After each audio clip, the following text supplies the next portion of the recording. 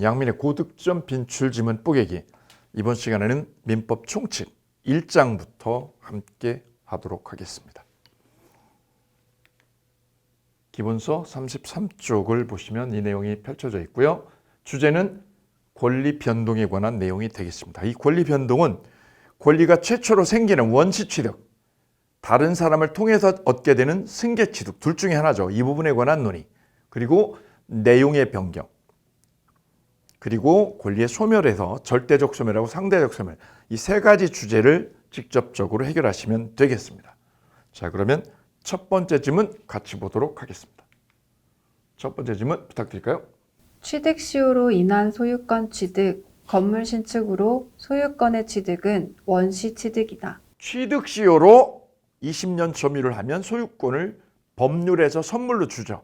이것 또한 원시 취득이고요. 건물을 신축하게 되면 건물 신축한 사람, 지은 사람이 소유권을 최초로 취득하니까 둘 다 무슨 취득? 원시 취득이다. 맞는 지문이고요. 관련 논점을 우리는 암기법으로 이거를 뚫어냈어요. 암기법 잠깐 한번 적어보고 가도록 하겠습니다. 암기법 이렇게 적어주시고요. 원시 취득에 속하는 사례죠. 사례. 시, 신, 가, 발, 유무. 시신이 가발인지요. 시신이 뭐였는지, 가발인지 유무를 확인해달라, 이렇게 암기하시면 쫙 연결된다고 그랬어요. 누가 돌아가셨는데 그 시신이 가발인지 아닌지 확인해달라. 시는요, 여기서 시효 취득을 말합니다. 시효 취득.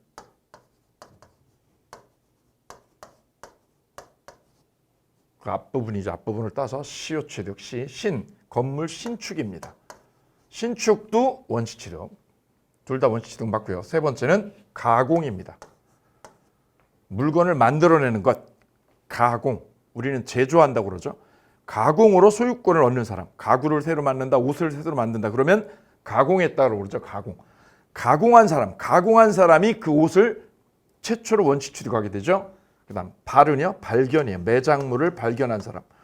매장물을 발견하면 발견한 사람, 발견자가 원시 취득을 하게 돼요. 그다음 유는요, 유실물을 습득한 사람. 유실물을 뭐한 사람? 습득한 사람. 바로 습득한 사람이 원시 취득을 하게 되죠. 길을 가다가 길 나온 고양이를 습득했다. 유실물을 뭐한 사람? 습득한 사람이 원시 취득하게 되더라. 무는요, 무주물 선점이죠. 무주물 선점. 주인 없는 물건을 내가 선점했다. 바다 낚시 가가지고 광어를 딱 잡았어요. 1m 50짜리 광어를. 무주물을 선점한 사람. 이분은 원시 취득자가 되겠습니다. 그래서 원시 취득에 해당되는 사례가 6개죠. 6개를. 이건 단순 암기예요. 단순 암기는 그냥 암기해버리면 돼요. 더 이상 고민할 필요 없죠. 다음 중 원시 취득에 속하는 사례를 모두 골라라. 변리사 시험이나 간평사 시험에 이 정도 나와요. 이 정도 6개죠. 이것만 딱 가져가시면 되는 거죠. 그 가져갈 때 키워드 한 번 더 하면 시, 신, 가발, 유무 끝이에요.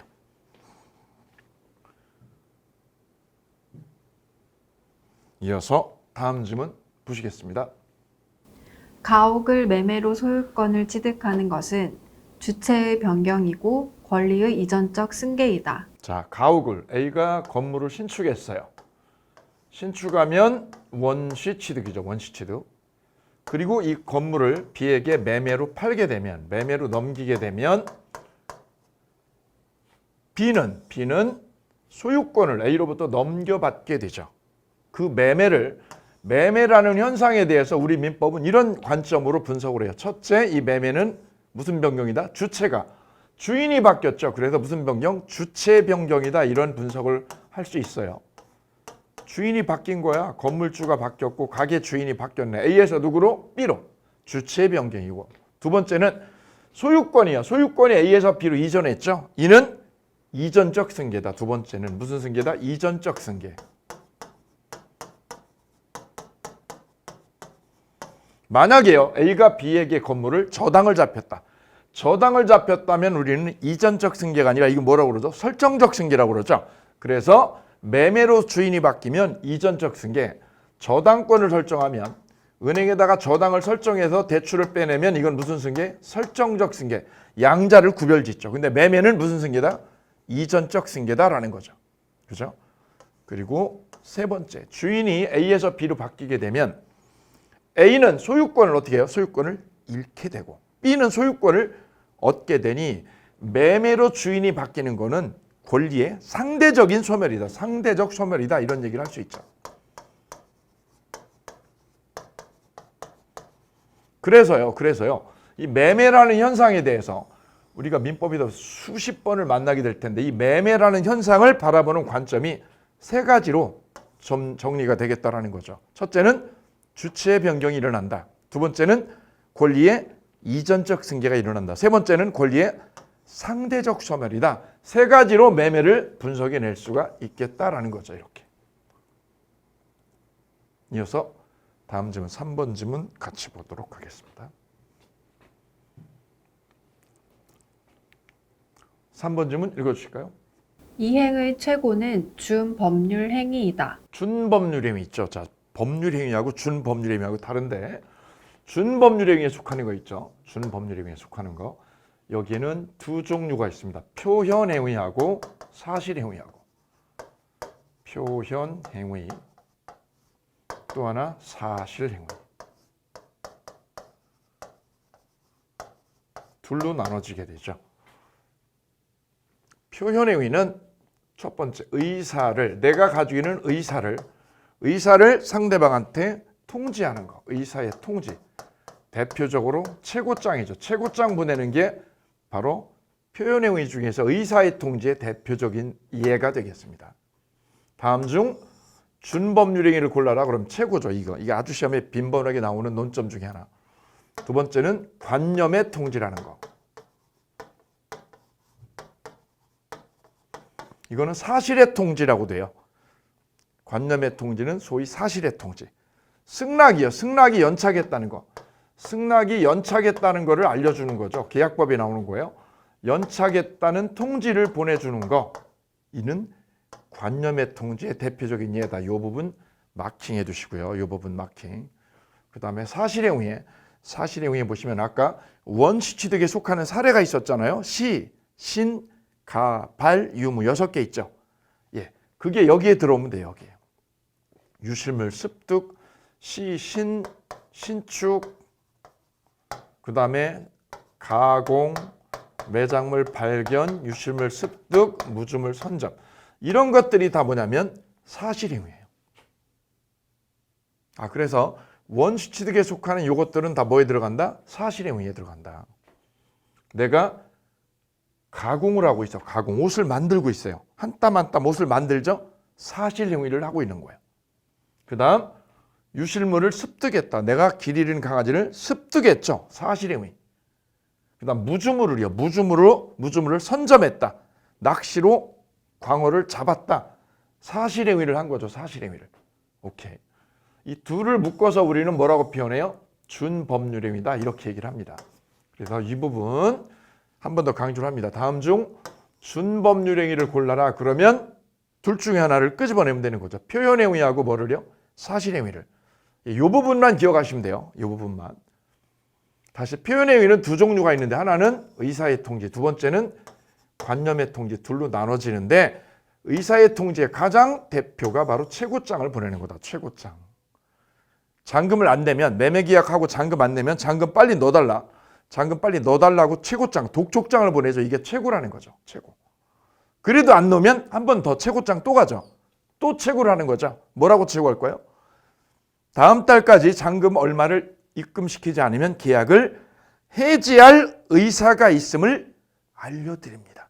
내 의사를 알려주는 거죠. 의사를. 그래서 의사의 통지인 거예요. 최고장을 보냈다. 그러면은 그 의사가 있다는 것을 상대방한테 연락해서 알려드리는 거죠. 이를 의사의 통지라고 그래요. 그러니까 아직 해제를 한 거예요? 안 한 거예요? 해제한 거 아니에요. 또 안 들어오면, 잔금이 또 안 들어오면 최고장은요, 여러 번 보내도 돼요. 여러 번 통지할 수 있어요. 그래서 제가 예를 들잖아요. 남편이 술 먹고 집에 12시 돼도 안 들어오면 여자가 어떻게 하냐면 문자를 보내거나 카톡으로 전화를 하거든요.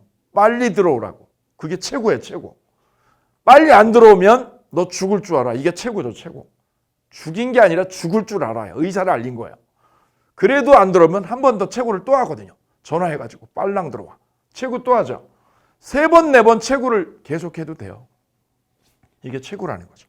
이거는 준법률행위의 대표다. 준법률행위 두 가지 표현행위하고 뭐를요? 사실행위를 꼭 데려가실 것. 이 부분 강조드립니다.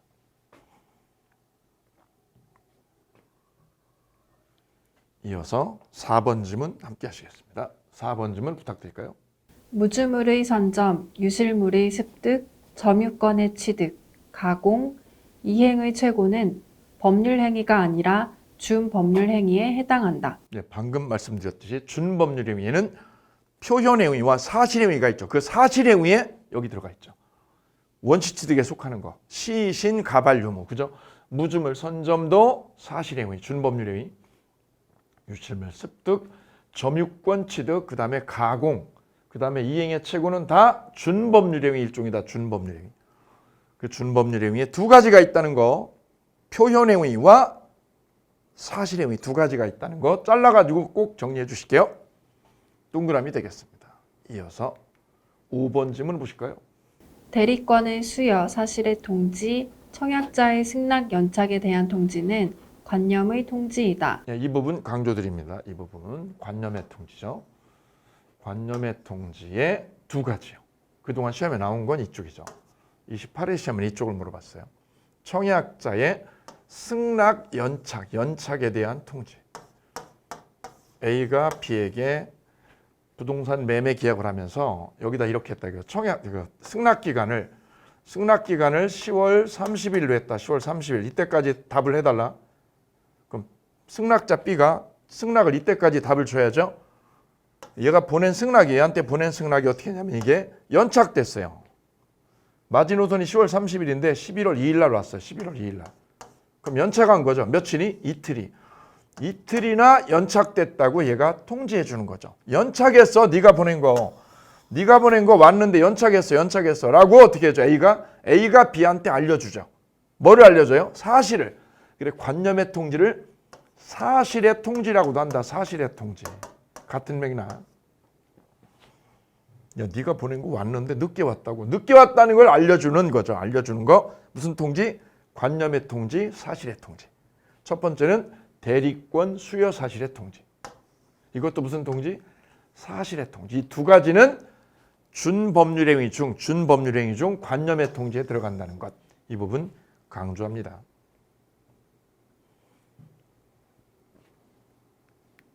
이어서 6번째 지문입니다. 시간의 경과는 법률 사실 중 정신작용에 의하지 않은 것으로 사건에 해당한다. 자, 법률 사실은요. 우리가 공부하게 되는 법률 사실에는 여러 가지가 있어요. 여러 가지가. 근데 그 여러 가지를 다 외울 필요가 일체 없다라는 거죠. 그 중에서 기억할 거는 준법률행위 하나다. 그것만 시험에 물어본다는 거죠. 나누게 되면 이걸 좀 더 디테일하게 나누면 용태하고요. 사건하고 일단 두 개로 나눠져요. 두 개로 법률 사실은. 용태는 내 정신이요. 내 정신작용이 관여한 거. 사건은 관여 안 한 거. 시간이 흘러가는 거. 시계바늘에 시간이 흘러가는 거는 내 정신하고 무관한 거죠. 내가 졸고 있어도 시간이 흘러가니까 이를 뭐라고 그래요? 사건이라고 그래요. 그럼 이렇게 시간이 경과해도 권리 변동이 일어날 수 있나요? 바로 그게 취득시효죠. 아니면 소멸시효가 작동하든가. 바로 시간의 경과에 의해서만도 권리의 득실 변경이 생겨요. 권리가 생기면 취득시효, 권리를 잃으면 소멸시효. 그죠? 취득시효나 소멸시효의 법리가 바로 시간의 경과에서 생기게 됩니다. 그래서 여기 보시면 시간의 경과는 법률 사실 중 뭐에 해당돼요? 정신작용에 의하지 않은 거 대표적으로 사건이다 이거죠. 사건이다. 그냥 한번 읽고 가는 거 외우지 마세요. 이게 정답이 될 일은 없으니까. 그럼 다시 용태가 외부적 용태, 내부적 용태 나눠지고 다시 외부적 용태는 적법행위, 위법행위 나눠지고 다시 적법행위가 의사표시하고 준법률행위로 나눠진다는 거죠. 바로 여기에 준법률행위가 세팅된다는 거. 여기가 타켓이다. 여기가 준법률행위. 준법률행위. 그 준법률행위가 어떻게 나눠졌죠? 표현행위하고 사실행위하고. 표현행위는 의사의 통지, 관념의 통지 둘로 쪼개졌고 사실행위는 원시취득에 속하는 거. 끝. 이렇게만 여기를 뚫고 가실 것. 더 이상 절대 건들지 마세요. 왜냐하면 이 이론은 100% 독일 이론이에요. 독일 이론 직수입한 거라서 우리 한국 학자들이 연구한 게 하나도 없어요. 그냥 그대로 수입해서 그대로 번역한 거밖에 없어요. 그래서 한국 학자들이 출제위원회 들어가면 여기 출제 안 하려고 그래요. 다만 여기를 출제할 때는 누구냐? 독일에서 공부하신 분. 그분이 내가 공부하고 자랑하려니까 여기를 출제하는 것 뿐이에요. 그러니까 한국 우리 그 법학 입장에서는 이 부분이 그냥 외래 문화의 일종이라고 보시면 됩니다. 그렇게 이해하시면 되기 때문에 이 부분 하나만 이렇게 체킹하고 나머지는 손 놓으셔도 좋겠다 이렇게 강조드리고 갑니다. 그래서 1장에 있는 권리 변동, 원시 취득과 승계 취득 보셨고 그 다음에 법률 사실이죠. 법률 사실에서 뭐에 해당되는 거? 준법률에 해당되는 거. 이 두 가지만 1장에서 정확하게 타격하시면 되겠습니다.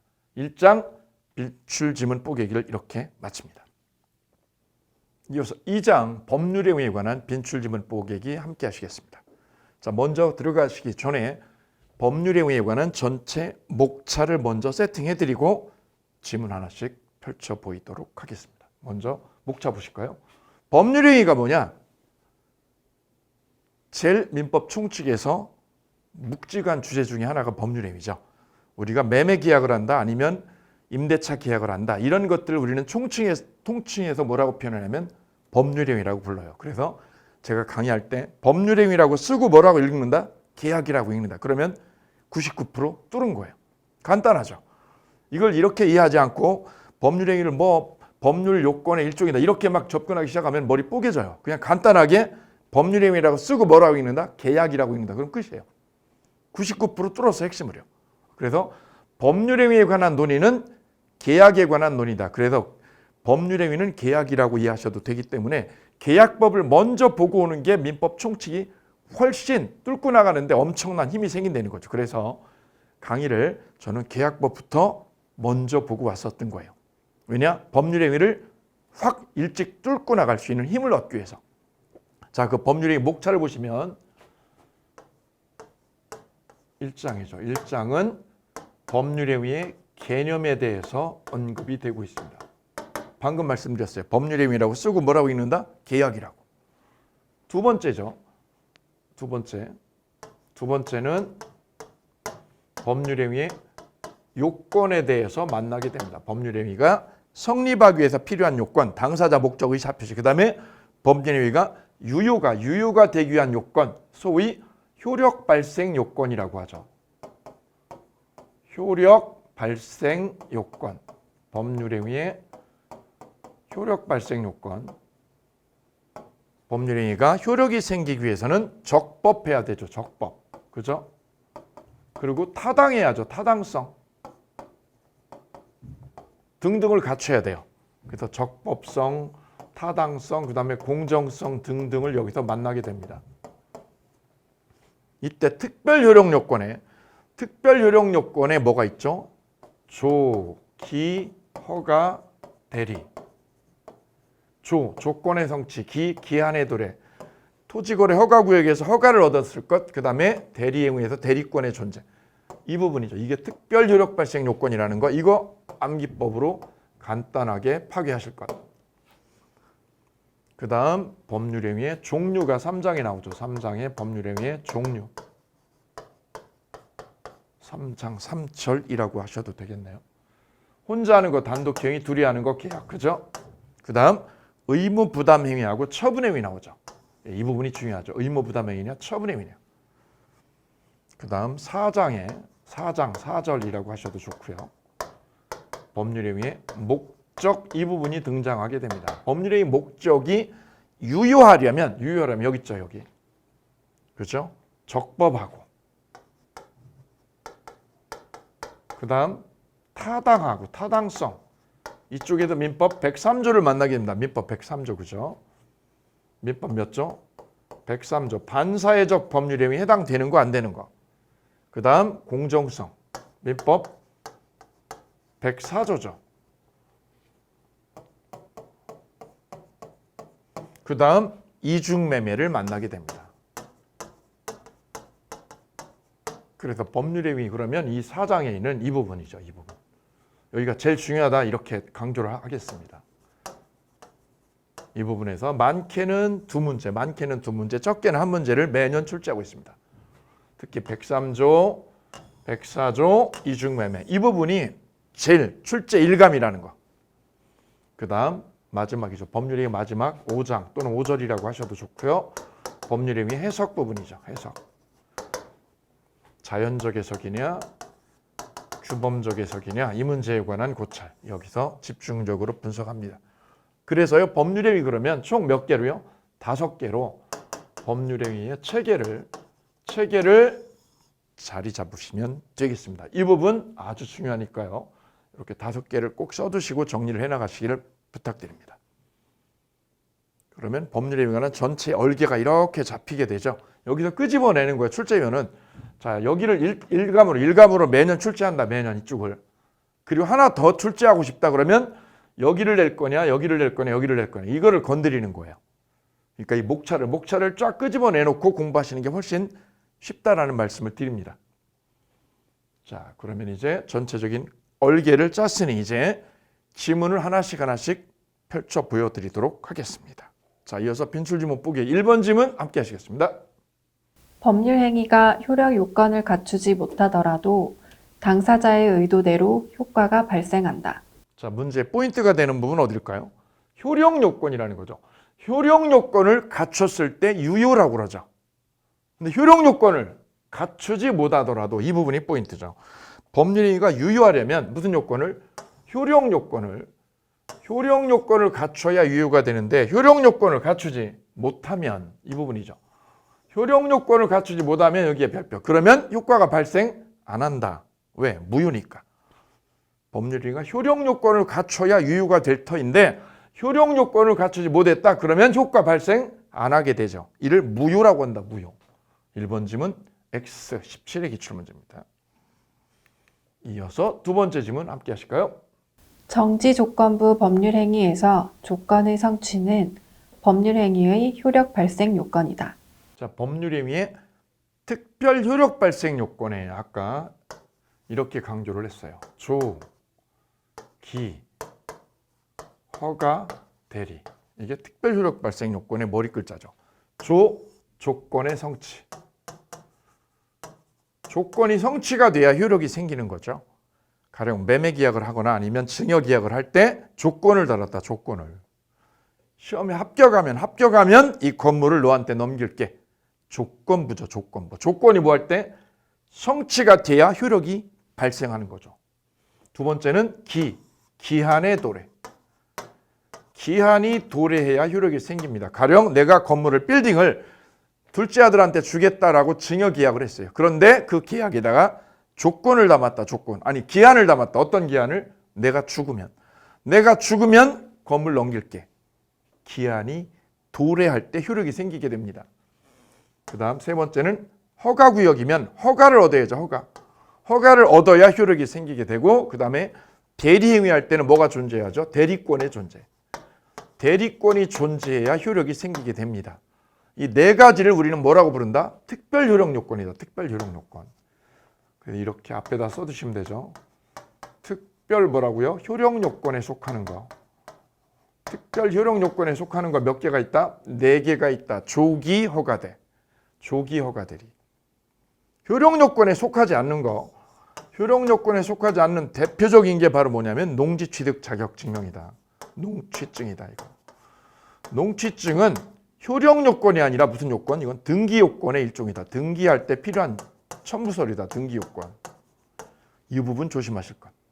그 시험 문제 다음 중 법률에 의해 효력 발생 요건이 아닌 거를 골라내라. 그러면 이거 골라내면 되죠. 어떤 거? 농취증이요. 이렇게 해서 법률에 의해 특별 효력 요건 이 부분 암기법으로 그냥 쫙 끝내기 하고 내려놓으셔도 되겠습니다. 암기법 한번 더 해보시면 조기 허가대리. 자, 이어서 다음 지문 이어가겠습니다. 세 번째 지문입니다. 농지 취득 자격 증명은 농지 매매의 효력 발생 요건이다. 농취증 나왔죠. 농취증은 효력 요건이 아니라 무슨 요건? 등기 요건이다. X. 19에 24, 26번. 이 부분만 3번을 물어봤어요. 이거는 단순 암기에 속하니까 꼭 하나 데려가실게요. 이어서 4번 지문 같이 보시겠습니다. 토지거래 허가구역 내에서 토지거래 계약에 관한 관할관청의 허가는 법률행위의 효력 발생 요건이다. 효력 발생 요건이네. 허가가 나야 효력이 생길 거 아니에요. 그죠? 허가 안 나면 효력이 발생하지 않아요. 허가 구역에서 땅을 매매할 때는 허가죠. 관청의 허가가 무슨 요건? 효력 발생 요건으로 작동하는 거죠. 그래서 효력 발생 요건에 아까 4개 있었죠. 조기 허가 대리, 조기 허가 대리. 오케이, 4가지 한 번 더 강조합니다. 이어서 5번째 지문이요. 법률행위 내용의 적법성은 법률행위의 효력 발생 요건이다. 계약을 했어요. 그 계약이 유효가 되려면 그 계약이 어떻게 해야죠? 적법해야 하죠. 내용이 적법성을 떼야 효력을 발생하게 됩니다. 그래서 적법성 그리고 타당성, 공정성 다 무슨 요건? 효력 발생 요건이다. 적법성, 그 다음 타당성, 그 다음 공정성. 이것 등은 다 무슨 요건? 효력 발생 요건으로 작동한다. 이런 얘기죠. 맞는 질문입니다.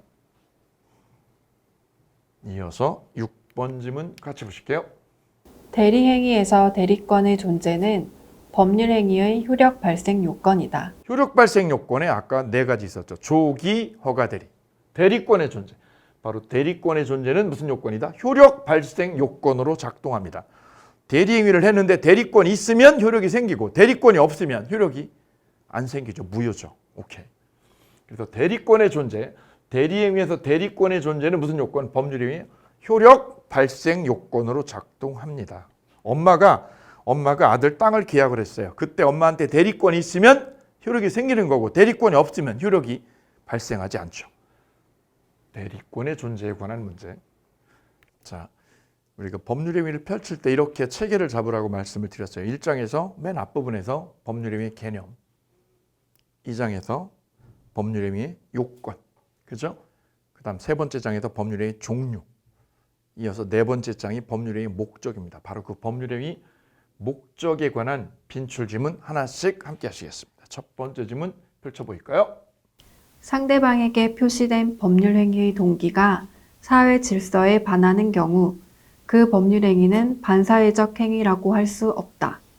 자, 반사회적 행위, 즉 103조에 해당이 되려면 상대방에게 표시된 법률행위의 동기가 법률행위의 동기가 뭐 할 때요?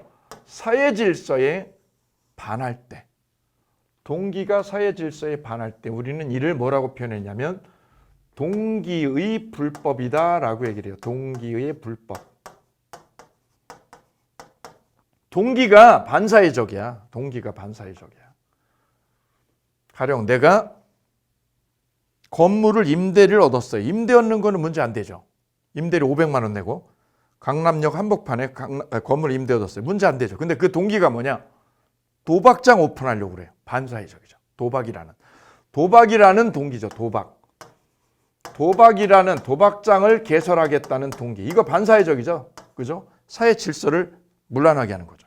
이 동기의 불법이 뭐 할 때요? 표출이 되면, 표시가 되면 우리 대법원은 이를 뭐라고 그래요? 이거 반사회적이다. 무효라고 봐요. 이게 무효다. 반사회적 행위다. 그래서 동기의 불법은 이 동기라는 거는 내 마음속에 내면에 있는 거예요. 내면에 있는 거는 법적으로 문제되지 않죠. 내 마음속에 무슨 꿍꿍이가 있든 무슨 속을 가졌든 건 상관없죠. 근데 그 동기가 밖으로 뛰쳐나오면 그때 법이 규제를 해요. 그 동기의 불법이 뭐 할 때요? 표출이 돼서 표시가 되면 그러면 이는 반사회적인 거로 무효로 처리가 됩니다. 다들 읽어보면 상대방에게 뭐한 거? 표시됐죠. 여기 표시에 별표하시면 표시된 법률행위의 동기가 뭐 할 때요? 사회 질서에 반하는 경우. 그러면 이거 뭐라고 표현해요? 동기의 불법이 어떻게 했다? 표시되었다라는 거죠. 이럴 때는 그 법률행위는 반사회적 행위라고 할 수 없다가 아니라 할 수 있다죠. 할 수 있다. 따라서 도박장을 개설하는 꿈을 내가 꾸고 있었어. 꿈을. 전국에다가 내가 도박장을 하나 이렇게 쫙 프랜차이즈를 만들고 싶다는 꿈을 가지고 있었어. 동기를. 이거는 문제되지 않아요. 왜요? 내면에 있는 거니까. 근데 그 내면에 있는 동기가 어떻게 할 때요? 밖으로 표시가 됐어. 계약을 해버렸어. 그 동기를 가지고. 동기를 가지고 표시가 돼서 계약이 됐어. 그러면 이 거래는 반사회적이다. 그래 무효예요. 무효. 따라서 동기의 불법은 표시가 됐냐 안 됐냐 이 부분 주목하시면 되겠습니다. 그래서 X죠. 두 번째 지문 이어가도록 하겠습니다. 두 번째 지문 보실까요? 법률행위의 성립 과정에 강박이라는 불법적 방법이 사용된 것에 불과한 경우 반사회적 행위라고 할 수 없다. 자, 19회, 23회, 24, 26회 여러 번 출제가 되고 있죠. 계속해서 타켓이 되고 있다 이런 뜻이죠. 이 지문은. 자, 보시면 법률행위의 무슨 과정에? 성립 과정에. 성립 과정에 뭐가요? 강박이. 강박이라는 불법적 방법이 사용된 경우 이런 뜻이죠. 자, 법률행위가 우리는 뭐라고 그랬죠? 계약이라고 그랬죠. 계약이 이루어지는 과정을 단계별로 제가 분석을 해드리면 이렇게 단계를 나눌 수 있어요. 자, 내가 땅을 사야 되겠다. 강원도에다 땅을 사야 되겠다. 어떤 동기로? A는 거기다 뭐를 하려고 그래요? 나는 거기다 전원주택을 지을 동기야. 뭐를 지을 거야? 전원주택 지을 거야. 정년퇴직하면 이런 동기로. 이런 동기를 갖게 돼요. 동기를. 근데 B는 거기다가 동기를 가졌어요. 어떤 동기를? 거기다가 나는 저기다가 도박장을 낼 거야. 도박장을. 그죠? 도박장 개설이야. 도박장 개설. 동기가 완전히 달라요. A의 동기와 B의 동기가. 그죠? 근데 동기는 내면에 있을 때는 아무런 법적 규제를 안 받아요. 왜? 내 속에 있는 거니까. 그죠? 어떤 계약이 이루어질 때는 어떤 땅을 사거나 이럴 때는 동기가 먼저 1단계로 출발이 돼요. 그런 다음에 의사결정을 해요. 의사결정을. 의사를 뭐 하게 돼요? 결정하게 됩니다. 의사결정을. 땅을 사야 되겠어. 어디다가? 강원도에다가 사야 되겠어. 강원도에다가. 가평 아니라 강원도에 사기로 의사결정을 합니다. 이때 의사결정이 아무런 외압 없이 제대로 자기 의사에 의해서 자발적으로 이루어지면 이거는 아무런 결함이 없는 거예요. 근데 이 의사결정이 뭐가 있으면 외부로부터 이렇게요. 강압이 있었다. 누군가의 강압이 있었다. 강박에 의해서 의사결정이 있다. 그러면 이건 뭐가 있는 거죠? 결정에 하자가 있는 거네. 의사결정에 하자가 있네. 하자가. 뭐에 의해서? 강박에 의해서 이루어졌으니까 이게 의사결정 과정의 하자다. 하자. 그럴 때는 이 의사결정은 누군가의 강박이나 협박으로 이루어진 거니까 이건 하자가 있는 거니까 이건 뭐라고 그러죠? 우리는 취소할 수 있다라고 그래요. 취소 이건 취소야. 취소. 취소의 문제로 귀결이 돼요. 취소 사유지. 오케이. 그럼 이 의사결정에 하자 없으면 그건 정상적인 거야. 의사결정에 하자 없으면 정상적이죠. 그러면 그 다음에 어디로 가요? 의사를 표시하게 돼요. 결정했어. 의사결정했어. 강원도 땅 사기로 얼마까지? 10억까지는 내가 돈을 거기다 투자할 수 있어. 의사결정했어. 그죠? 무슨 동기로? 이런 동기로. 의사결정했어요. 하자 없이. 그 다음에 의사를 어떻게 하게 돼요? 표출하게 돼요. 표시하는 과정. 의사 표시가 이루어지게 돼요. 의사 표시가 10억까지 내가 투자할 거야. 10억까지. 거래 금액 10억이라고 쓰죠. 그죠? 근데 어떤 사람들은 이 의사 표시를 어떻게 해요? 정상적으로 할 때는 내 의사하고 표시가 일치해요. 근데 불일치하도록 하는 경우가 있어요. 언제? 허위 표시를 할 때가 있죠. 허위로. 야, 이거 계약서 어떻게 했어? 허위로 써. 허위로 한번 쓰자고. 허위 계약서를 써요. 허위 계약서. 허위 계약서, 소위 가짜 계약서를 쓰기도 해요. 상대방하고 짜고 세금 덜 내려고 여러 가지 형태의 허위 계약서가 만들어지기도 합니다. 이렇게. 이거는 뭐를요? 의사하고 표시를요. 표시를 어떻게 한 거예요? 허위로 한 거예요. 이거는. 의사 결정의 하자가 있으면 무슨 사유? 취소 사유고, 의사 표시를 허위로 하면 이거는 그럼 뭘까요? 무효 사유지. 이건 왜 무효인 거예요? 의사 표시를 짜고 거짓으로 했잖아. 거짓 계약이니까. 거짓 계약이네. 이건 거짓 계약. 그래서 허위 계약서는 무효예요. 왜 무효예요? 의사 표시를 허위로 했으니까. 그럼 허위로 뭐 한 거? 상대방이랑 짜고요. 짜고 근저당을 설정한 거. 내 집에다가 가짜로 근저당 설정한 거. 이걸 뭐라고 그래요? 허위 근저당 설정이라고 그러죠. 허위 근저당. 내 집에 내가 살고 있는 아파트나 내가 살고 있는 빌라에 내 채권자들이요. 내가 돈을 많이 돈을 빌려가지고 채권자들이 내 집에 압류를 들어올 것 같아. 다음 주에 내 집에 압류가 들어오면 내 집은 날아가죠.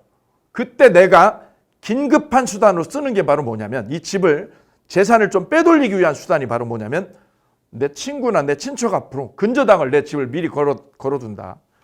짜고요. 친구랑 짜고 허위로 근저당을 걸어둔다는 거죠. 이렇게. 이게 바로 허위 계약이다. 이거는 무효예요. 왜요? 표시를 허위로 했으니까 무효죠. 허위 근저당 설정.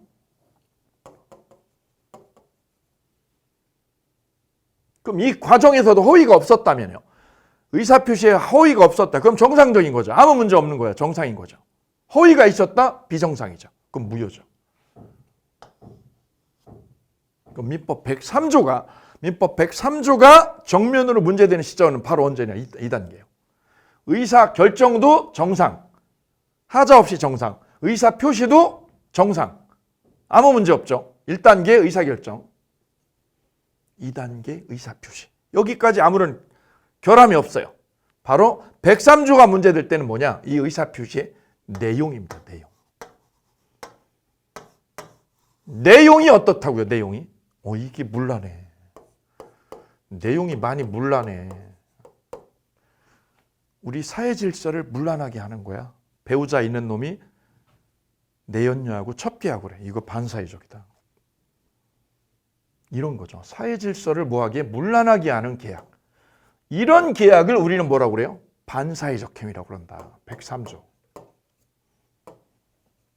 따라서 103조가 어디에 세팅되는지를 논리적으로 법학적 관점에서 논리적으로 추적하면 2단계에다 세팅이 돼야 돼요. 이게 딱 자리 잡으면 뻥 뚫려요. 근데 대부분의 수험생들이 여기를 그냥 단순암기를 하는 거야. 이것도 단순암기, 이것도 단순암기. 이 세 단계를 단순암기를 하기 시작하면 그냥 암기를 시켜버리는 거거든요. 강사님들이. 굉장히 어렵게 여기를 접근하고 어렵게 풀어가는 거예요. 쉽게 제가 논리적으로 만들어 드렸어요. 103조 세팅은 1단계 의사결정이 정상적으로 되고 의사표시도 정상인데 뭐가요? 내용이 뭐 할 때요? 반사회적일 때. 계약의 내용이 뭐 할 때요? 반사회적이야. 그럴 때 바로 103조 위반이다라고 얘기를 하는 거예요. 2단계다, 3단계다. 1단계 의사결정, 2단계 의사표시, 3단계 계약 내용이죠. 내용이 아름답지 않고 문란해. 그때가 바로 민법 103조의 반사회적 행위다. 그런데 설문에 의사결정에 뭐가 있어요? 하자가 있어요. 그러면 이거는 강박이죠.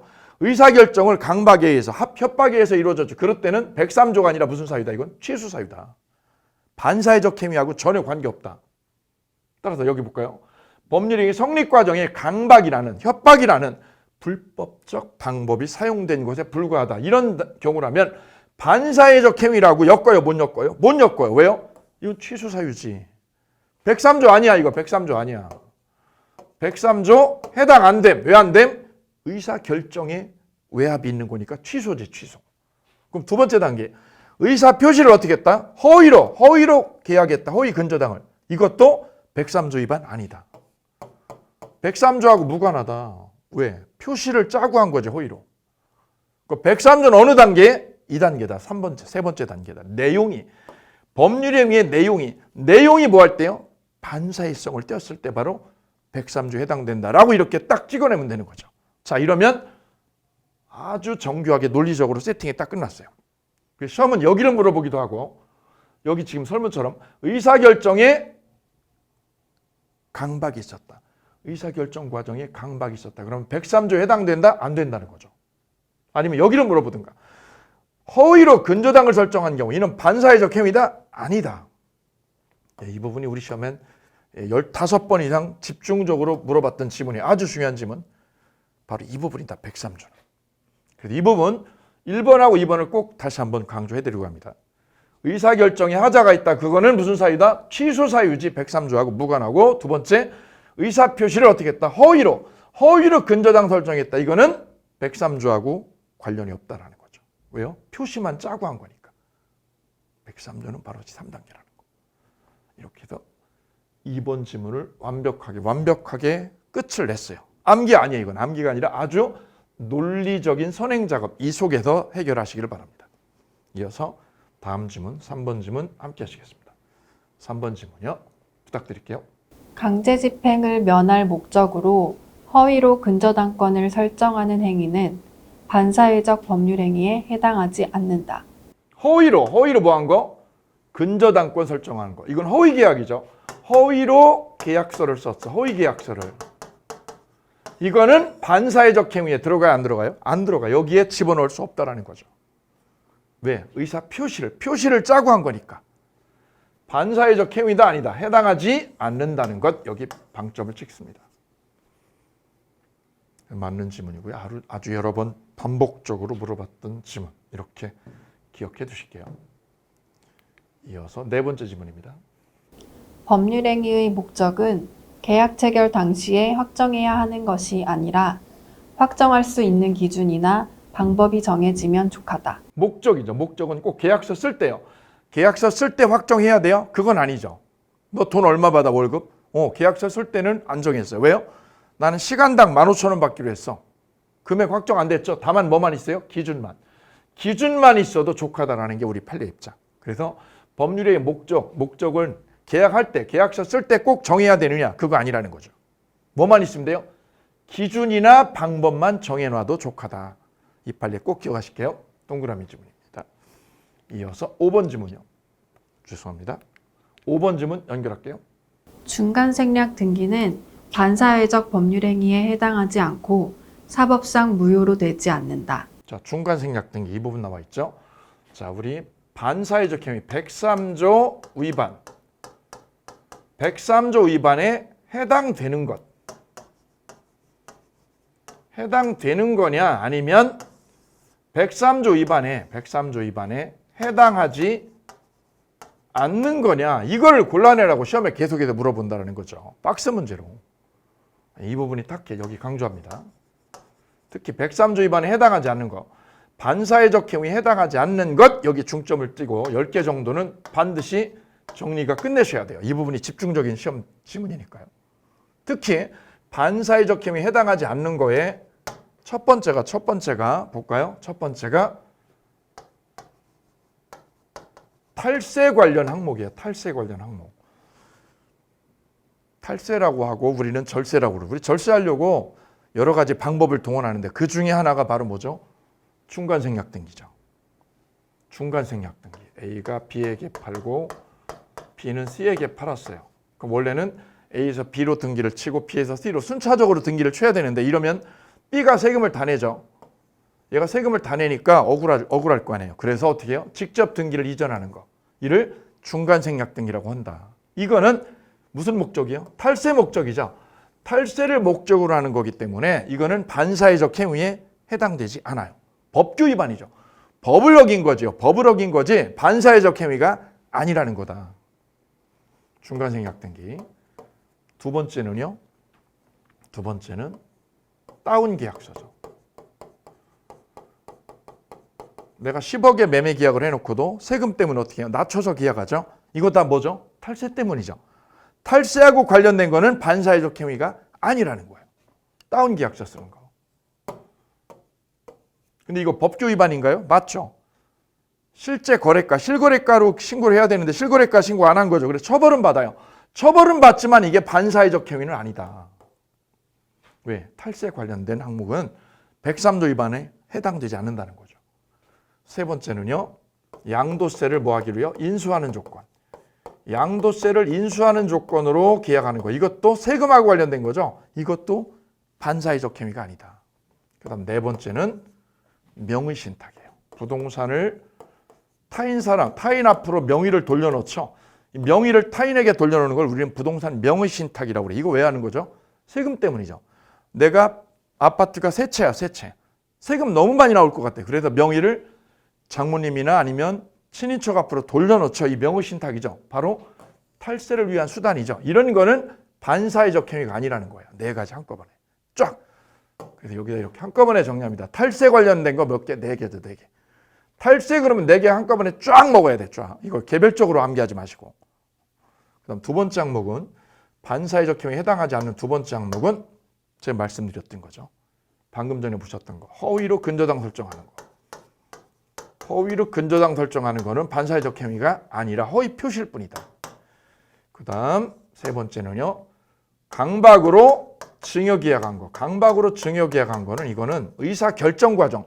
의사결정 과정에 하자가 있는 거니까 취수사유다. 이거는 취수사유.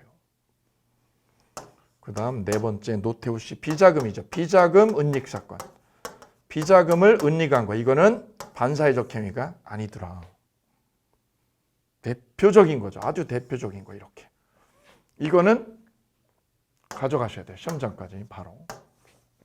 반사회적 행위에 해당하지 않는 대표적인 사례 이렇게 4개. 그동안 시험에 많이 언급됐던 타켓만 딱 모아놨어요. 자, 그래서 보시면 5번 지문은 중간생 약등기는 탈세 관련 항목이니까 반사회적 행위 해당하지 않습니다. 그리고 사법상 이거 무효예요? 무효 아니에요. 처벌만 받아. 벌금만 내요. 다음 6번째 지문 이어가도록 하겠습니다. 6번째 지문이요. 명의신탁 자체는 반사회적 행위에 해당하지 않는다. 명의신탁 이거 왜 하는 거죠? 탈세 때문이죠. 탈세. 그래서 반사회적 행위 아니라는 거. 전원합의체 판례니까 꼭 강조합니다. 다음 7번째 지문입니다. 상대방의 강박으로 부동산을 증여하는 것은 반사회적 행위에 해당하지 않는다. 강박으로요. 강박으로 뭐 한 거? 부동산을 증여하는 거. 강박에 의해서 부동산을 증여하는 거는 뭐죠? 이거는 의사결정에 하자가 있는 거다. 이거는 의사결정에. 의사결정이 자발적으로 돼야 되는데 의사결정을 뭐에 의해서? 강압에 의해서 했죠. 강압에 의해서. 강박이나 강압. 이거는 무슨 사유? 취수사유다. 취수사유. 반사회적 행위 아니다. 동그라미.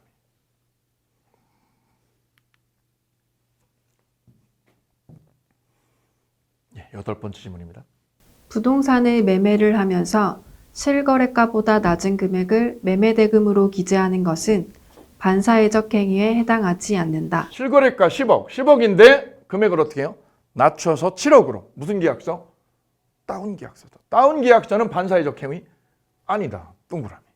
24에 26회 기출입니다. 그래서 탈세나 절세 관련된 거는 103조 위반에 못 엮어요. 그죠? 네 가지. 이어서 9번 지문입니다. 반사회적 법률행위의 판단 시기는 법률행위가 성립할 때가 기준이다. 법률행위가 성립할 때죠. 계약서 쓸 때죠. 계약서 쓸 때. 성립 시점 하고 계약이 뭐 할 때? 효력이 발생하는 시점. 이게 일반인들은 이 두 가지를 같은 걸로 생각하는데 법은 이걸 나눠요. 다르게 봐요. 왜냐하면 계약서 쓴 거는 2020년이에요. 이때 계약서 썼어. 근데 그 계약서에다가 조건을 넣었어. 조건을요. 어떤 조건을? 이런 조건을. 가령 로또에 맞으면